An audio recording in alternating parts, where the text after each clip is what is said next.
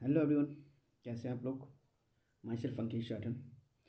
Video शुरुआत करने से पहले आप लोगों को, आप सभी को, जो मेरे व्यूअर्स हैं, जो इस वीडियो को देख रहे हैं, आप सभी को नव वर्ष की हार्दिक शुभकामनाएं। ये जो मेरा आज का जो वीडियो है, ये मेरा पिछले वीडियो का सेकेंड पार्ट है। मतलब मैंने लास्ट वीडियो जो कि लास्ट वीक में रिलीज़ किया था, उसमें मैंने BMS, BHMS, BUMS का काउंसलिंग के बारे में बताया था। और मैं उस वीडियो में बताया था कि नेक्स्ट वीक में, मतलब इस वीक में आपका काउंसलिंग शुरू होने के नोटिसेस आ सकते हैं। और इस वीक के फर्स्ट डे ही, मतलब मंडे को ही ये नोटिस आ चुका था, 2 तारीख को ही।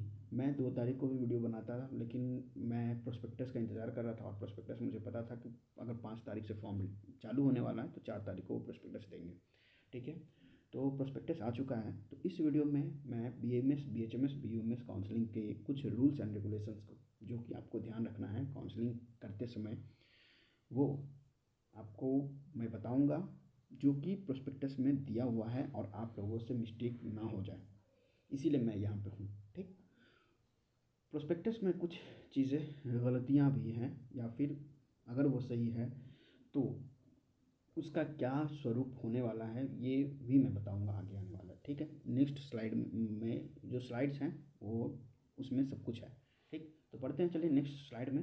तो वीडियो को लास्ट तक देखना है। जिनको पसंद आएगा लाइक करना, जिनको नहीं पसंद आएगा सब्सक्राइब करना है, वीडियो को शेयर जरूर करना है। ठीक, तो चलिए वीडियो को शुरू करते हैं, नेक्स्ट स्लाइड की तरफ बढ़ते हैं।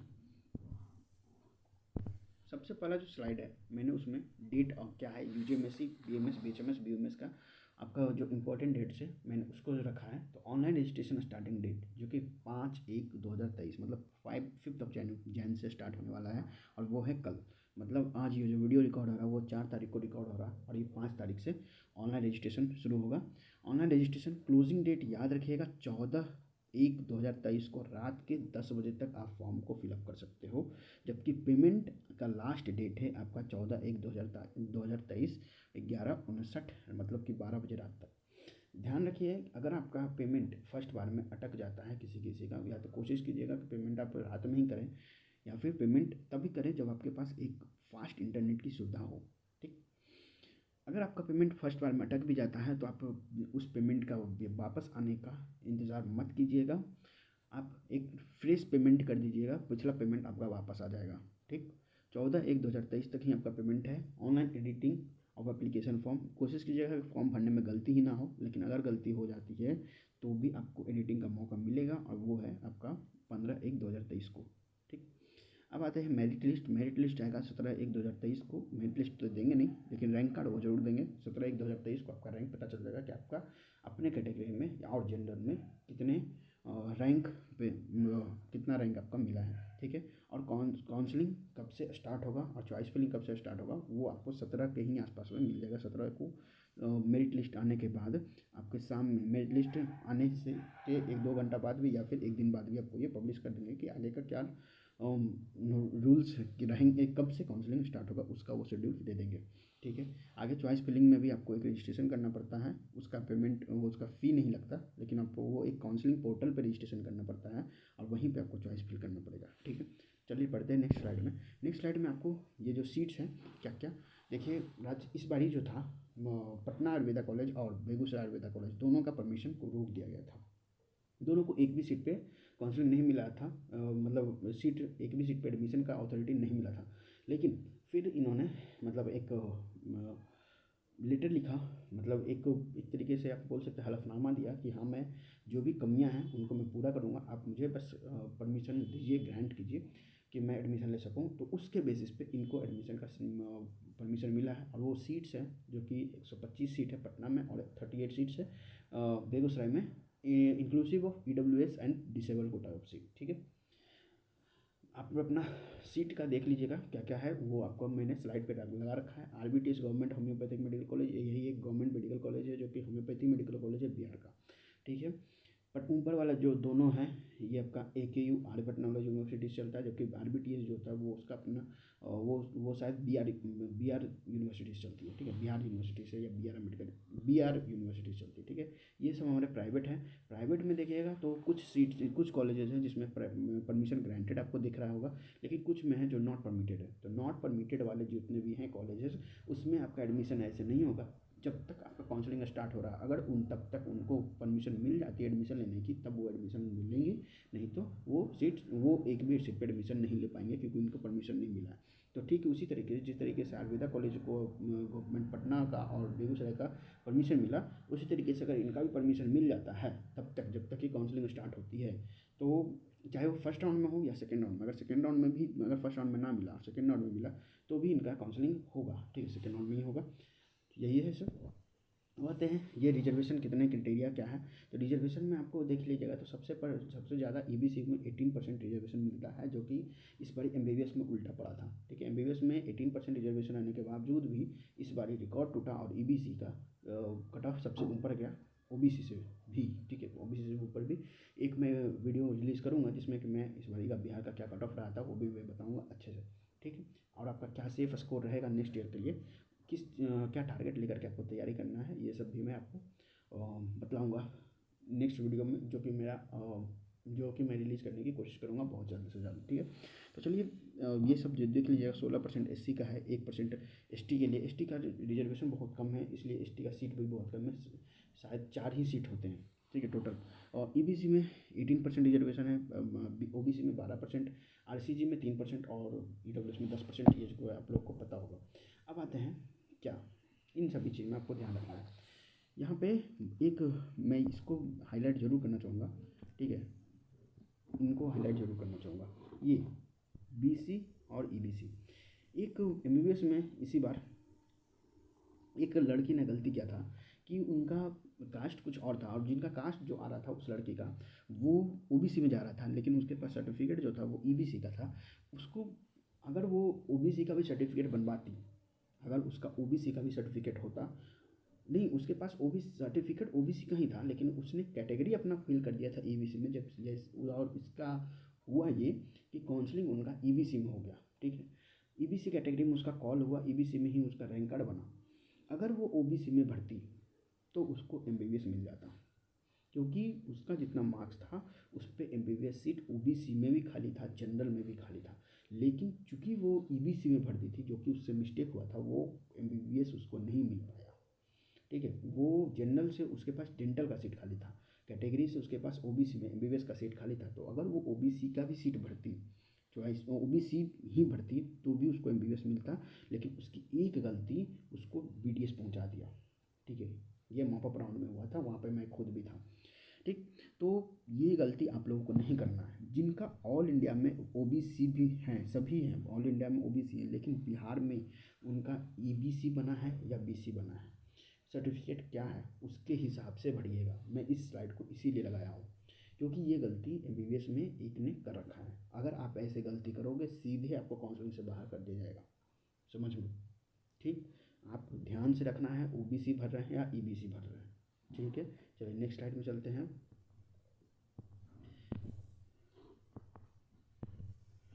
ये देखिए, नीट UG 2022 की मेधा सूची में अंकित कोटि एवं बिहार सरकार द्वारा तदनुसार निर्गत ये SC ST EBC BC EWS की सूची ऑनलाइन आवेदन की प्रक्रिया आरंभ करने की तिथि की लागू की गई से आरंभ करने की तिथि तक लागू की गई। ये बात एक याद रखिएगा, देख लीजिएगा इसको जो मैं बोल रहा हूँ, ठीक।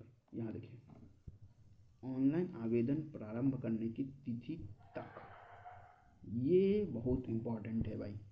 यहाँ क्या करना है, देखें, SC ST EBC BC EWS इनका सर्टिफिकेट आपका 5 जनवरी से, मतलब 5 जनवरी कल से आपका ऑनलाइन एप्लीकेशन चालू हो रहा है, तो आपका सर्टिफिकेट 5 जनवरी तक बना हुआ होना चाहिए। उसके बाद की सर्टिफिकेट आपका मान्य नहीं होगा, ठीक है। आप जनरल में जाइएगा फिर आप, ठीक है। यहाँ देखिए, जाति प्रमाण पत्र विधिवत प्राप्त हो, ऑनलाइन तिथि आरंभ करने की प्रक्रिया आरंभ करने की तिथि तक लागू की गई हो, और जाति प्रमाण पत्र विधिवत प्राप्त हो, उसी के आधार पर ही आरक्षण हेतु कैटेगरी मान्य होगा, नहीं तो आप जनरल में चले जाइएगा। समझ में आया? अगर आपका 6 जनवरी को भी बना हुआ होगा और उनको अगर ये ध्यान में आ गया तो आप जनरल में चले जाइएगा। ठीक है, तो चलिए ये भी मैंने अच्छे से आपको बता दिया।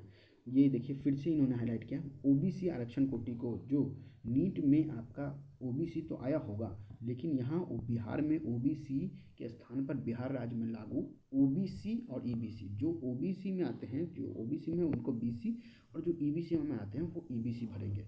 नहीं पता हो अपने घर में पता कर लेना, उससे भी नहीं पता चल रहा हो तो ब्लॉक पे जाकर पता कर लेना। ठीक है, आपको आप ओबीसी में आते हो कि ईबीसी में आते हो, या फिर इंटरनेट पे सर्च कर लेना। ठीक, चलिए नेक्स्ट स्लाइड में बढ़ते हैं आपकी। फिर डिसेबल कोटा, डिसेबल कोटा में 5% जो आरक्षण है, 5% आरक्षण है जो कि आरक्षित है, जो निर्धारित कुल सीटों की संख्या में ही सम्मिलित होगी, उसके आगे नहीं है। मतलब अगर मान लीजिए 125 सीट था तो 125 सीट का 5% डिसेबल कोटा में ही है। मतलब 100 सीट अगर आता तो 5 सीट डिसेबल कोटा से भरेगा। ठीक, ये भी आप समझ लिए। अब आगे बढ़ते हैं नेक्स्ट स्लाइड में।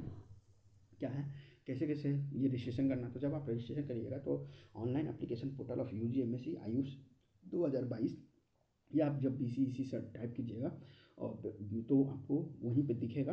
और उस पर क्या करना है, जब आप अप्लाई करने स्टार्ट कीजिएगा तो वहाँ पे सबसे पहले आपका नीट यूजी का रोल नंबर मांगेगा और डेट ऑफ बर्थ मांगेगा।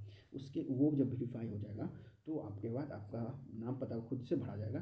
फिर आपको आगे बढ़ते जाना, जैसे जैसे फॉर्म भरा, जैसे जैसे फॉर्म आपका जो जो डिमांड करेगा, जो भी डेटा मांगेगा वो आप देते जाइए, वो फॉर्म भरते जाएगा। ठीक है, ईमेल आईडी और फ़ोन नंबर अपना ही देना है, किसी का नहीं देना। अगर आप कोशिश कीजिए फॉर्म अपने से भरना है, या फिर अगर आप किसी फॉर्म जो भरते हैं मार्केट में उनसे भरवाते हो, फिर भी अपना नंबर, मोबाइल नंबर अपना देना है और ईमेल आईडी भी अपना ही देना है। या फिर अगर आपका अपना नहीं बना हुआ है तो भाई का या फिर किसी फैमिली मेम्बर्स का दे देना है। ठीक, चलिए नेक्स्ट बात करते हैं पेमेंट ऑफ काउंसलिंग फ़ी। ये एक बात मुझे इसके कारण से थोड़ा सा कहीं कहीं पे इन्होंने क्या किया है, टिप दिया। जो काम हम लोग करते थे वही काम इन्होंने किया। देखिएगा मैं क्या बता रहा हूँ। इन्होंने दिया है कैंडिडेट हैज़ टू पे 1200 ओनली। ठीक, कैंडिडेट हैज़ टू पे 1200 किसके लिए, अनरिजर्व्ड, EWS, OBC, EBC। आप जो कैटेगरी भरिएगा उसके हिसाब से खुद पेमेंट के लिए आपको कितना चाहिए वो आपको बता देगा। 600 इसके लिए SC ST डिसेबल कोटा, इसके लिए एज नॉन रिफंडेबल, क्योंकि ये सिक्योरिटी मनी नहीं है, ये उनका काउंसलिंग फ़ी है। सिक्योरिटी मनी आयुष में नहीं ले रहे हैं, जो कि MBBS में वो उन्होंने 5,000 रुपया और 10,000 रुपया काउंसलिंग फ़ी के तौर पे, काउंसलिंग सिक्योरिटी फ़ी के तौर पे जमा करवाया था। ठीक, इस बार इसमें BMS BHMS में आपको सिक्योरिटी मनी नहीं है। ठीक, ये समझ गए, मतलब आपको इतना चार्ज लगेगा। अब आते हैं नेक्स्ट स्लाइड में। नेक्स्ट स्लाइड में क्या क्या आपका डॉक्यूमेंट लगेगा। तो original admit card of NEET UG 2022 original रखना है, क्योंकि इस बार जो एडमिट कार्ड था उस पर एक हॉलोग्राम चिपका था। ठीक है, सेंटर पे लगाया गया था, तो वो ओरिजिनल एडमिट कार्ड है। अगर आपका बाकायदा भूल गया हो तो आपको प्रिंट आउट निकाल लीजिएगा। ठीक है, ओरिजिनल स्कोर कार्ड आपका रहना चाहिए, पासिंग सर्टिफिकेट, ये सब जो भी है 10th 12th का होना चाहिए, रेसिडेंस सर्टिफिकेट और कास्ट सर्टिफिकेट। ये मैं आगे बताऊंगा, रेसिडेंस सर्टिफिकेट में भी एक झोल हुआ था MBBS वाले काउंसलिंग में, तो उसका भी ध्यान रखिएगा। कास्ट सर्टिफिकेट जो कि मैं आगे बताऊंगा, कास्ट सर्टिफिकेट। फिर जितने भी सर्टिफिकेट हैं जो कि आपको आयुष कॉलेजेस में एडमिशन के लिए चाहिए वो सब। फिर 6 फ़ोटो चाहिए जो कि आपने नीट में डाला था वो, और पार्ट ए पार्ट बी जो कि आप अभी फॉर्म भरिएगा तो लास्ट में आपका पार्ट ए पार्ट बी मिलेगा, एक PDF डाउनलोड होगा, उस PDF को आपको प्रिंट आउट निकलवा लेना है। ठीक है, फिर आधार कार्ड लेना पड़ेगा, और भी अगर कोई डॉक्यूमेंट चाहिए हो तो। चलिए अब बढ़ते हैं नेक्स्ट स्लाइड में। नेक्स्ट स्लाइड में क्या है, मैं इसमें कहाँ बता रहा हूँ कि हाँ, ये 4 राउंड काउंसलिंग होगा। 4 राउंड काउंसलिंग होगा, जिसमें कि राउंड 1 और राउंड 2 क्या होगा, ऑनलाइन होगा। मॉपअप राउंड जो होगा वो ऑफलाइन होगा, जिसके लिए फिर से रजिस्ट्रेशन करवाएंगे और वो फिर से 1200 रुपये लेंगे, और 600 रुपया उनके लिए जो SC ST के में आते हैं या डिसेबल कोटा में अगर सीट बचता है मॉपअप राउंड के लिए तो। ठीक, चलिए ये हो गया आपके। अब बढ़ते हैं नेक्स्ट स्लाइड की तरफ। नेक्स्ट स्लाइड में देखिएगा कि यहाँ से आपका कुछ मेरे डाउट्स, मुझे ही डाउट्स आ रही हैं। इन्होंने लिखा after document verification if he is found eligible he will either take admission और गो फॉर फ्री एग्जिट। भाई फ्री एग्जिट का रूल तब आता है जब वो सिक्योरिटी डिपॉजिट लेते हैं। ये इन्होंने क्या किया है, मैं जो कि मुझे लगता है इन्होंने क्या किया, एमबीबीएस वाले प्रोस्पेक्टस को उठा करके सीधे टिप दिया, इसमें सीधे उठा करके कट कॉपी पेस्ट मारा हुआ है। ये मैं एक जगह और दिखाऊंगा। आफ्टर डॉक्यूमेंट वेरिफिकेशन अगर वो चाहें तो वो फ्री एग्जिट ले सकते हो सकता है ये रूल भी हो सकता है वो ये रूल भी हो, लेकिन फ्री एग्जिट करने का क्या मतलब। अब जब पैसा ही बोल रहे हो कि नॉन रिफंडेबल है, तो आप फ्री एग्जिट बोलने का मतलब है कि हम भाई रिपोर्ट ना करें ये। लेकिन अभी खुद बोलते हैं कि जब आपका रूल्स फिर है कि अगर आपको फर्स्ट राउंड में कोई कॉलेज मिल जाता है तो आपको रिपोर्ट करना पड़ेगा, तो ये फ्री एग्जिट ले सकते हैं। ये मुझे पता नहीं, समझ में नहीं आ रहा, ठीक है। तो अगर मैं बताऊंगा कि अगर आपको कॉलेज लेना है, ठीक है, और आपको अपग्रेड करवाना है तो आप अपग्रेडेशन में डाल दीजिएगा, ठीक, अपग्रेडेशन में डाल दीजिएगा। फ्री एग्जिट वगैरह कुछ नहीं है, ये झोल है, ये सिर्फ उन्होंने कट कॉपी पेस्ट मारा है। अगर फिर से मैं दिखाऊंगा आपको, हाँ, यहाँ बिफोर ये क्या करना है, यहाँ देखिए, before downloading of provisional seat allotment letter, ये बिफोर को याद रखिएगा। अगर आपको अपग्रेडेशन चाहिए, अगर आपको आयुर्वेदा कॉलेज में बेगूसराय मिला या फिर होम्योपैथी कॉलेज मिला, उससे आपको आयुर्वेदा में चाहिए, तो आपको प्रोविजनल सीट अलॉटमेंट लेटर निकालने से पहले ही आपको नेसेसरी है कि आपको ऑप्ट करना पड़ेगा कि आप अपग्रेडेशन में जाना चाहते हैं कि नहीं जाना चाहते हैं। वहाँ येस और नो डाल दीजिएगा। अगर नो डाल दीजिए गलती से भी तो आपको वही सीट लेना पड़ेगा, नहीं लेंगे तो काउंसिलिंग से बाहर हो जाइएगा, ठीक। तो वहाँ पे एक ध्यान रखिएगा कि before downloading of provisional seat allotment letter, ये बिफोर का ध्यान रखिएगा। पहले ही आपको येस और नो आपको पूछेगा कि जब अलॉटमेंट लेटर डाउनलोड करिएगा तो उसी समय आपको पूछेगा कि हाँ भाई आप अपग्रेडेशन में जाना चाहते हो कि नहीं जाना चाहते हो, ठीक।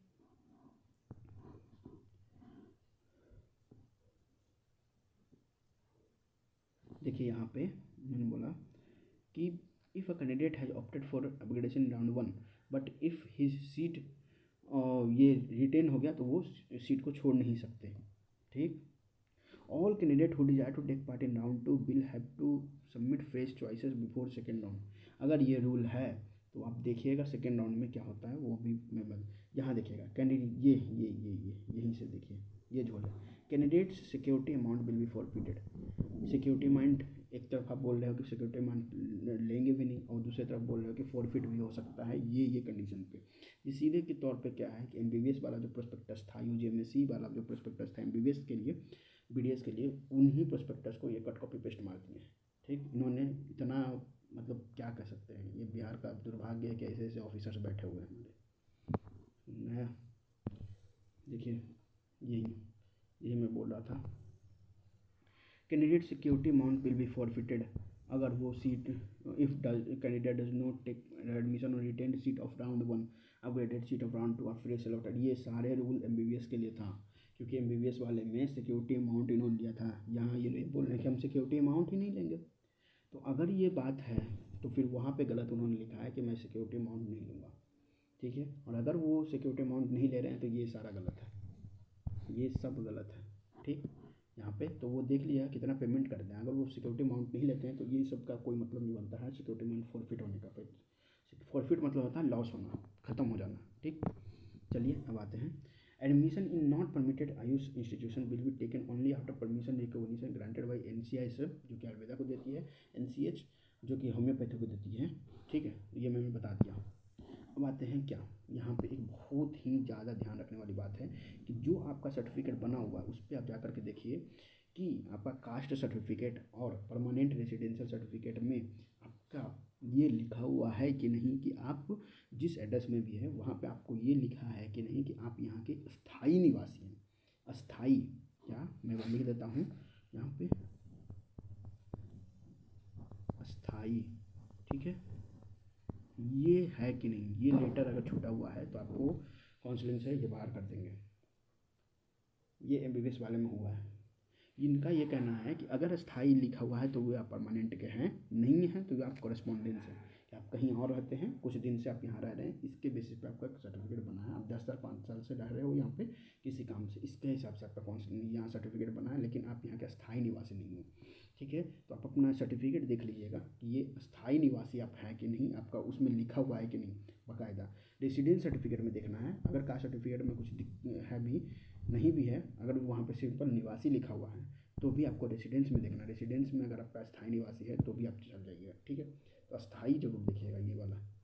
ठीक, अब आते हैं ये सब जो EWS है, कैरेक्टर आपको चाहिए, इनकम, ये सब तो जो भी डॉक्यूमेंट चाहिए वो तो ठीक है।